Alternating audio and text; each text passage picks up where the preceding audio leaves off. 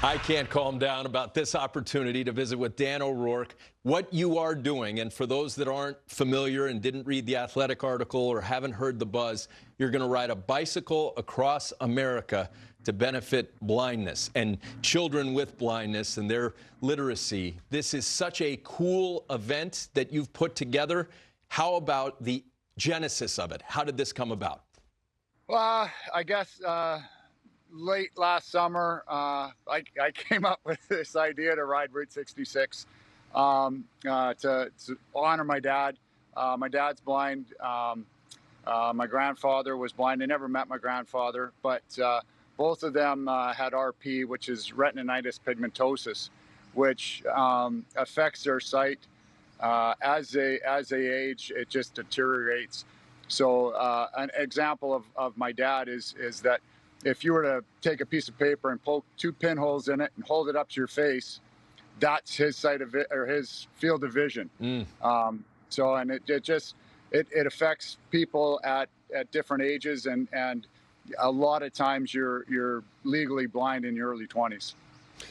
Yeah, anybody that hasn't had an opportunity to read the article should definitely go do it. It's on The Athletic. It's a great read. You mentioned a lot in there about your dad and what he's meant to you and how he's shaped you. Talk to us a little bit about your dad. All right. Well, hopefully I can get through this without too much crack in my throat. Dad has been an inspiration to me my whole life. I remember back as far as I can remember, always having to guide him and stuff like that, especially at night, because a partial part of RP is some night blindness.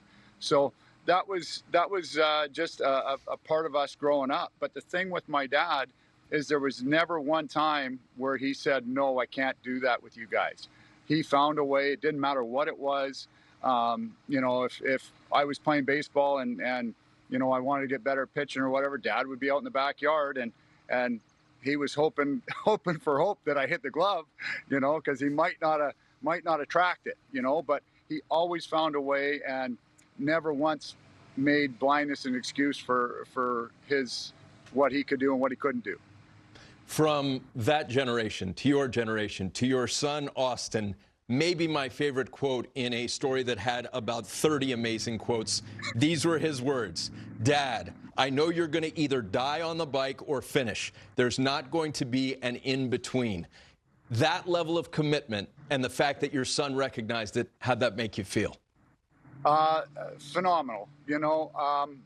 It's been a while that I've been an all-in type guy, a very addictive personality, and this has served me well so far.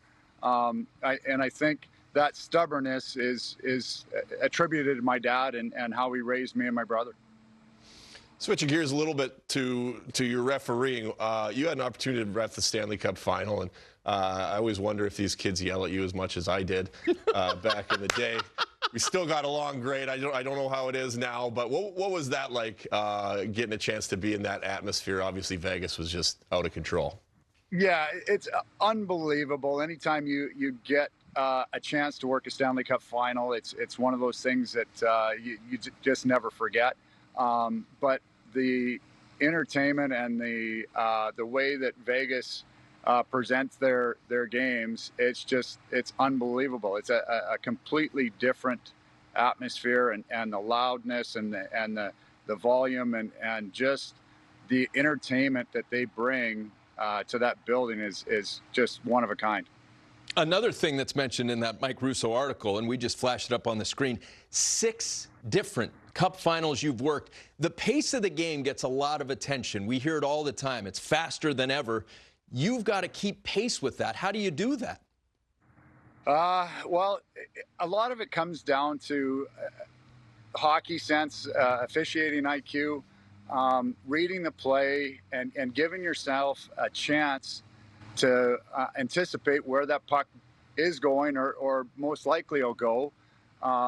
Because I've said for a few years now that the league stays the same age and I get a year older every year. Mm-hmm. So it's a lot of work off the ice to be prepared to do it. But again, a lot of it has to do with luck, I think riding bikes across the country probably helps He's in keep very you good in shape yes. as well. I always am fascinated when they bring the microphones in. It probably took you guys a little while to get used to announcing penalties and whatnot. And there's always some funny stuff when either you guys or players get caught on the hot mic. I'm sure you've had a few. What would be your favorite time that something went on the loudspeaker that maybe wasn't supposed to?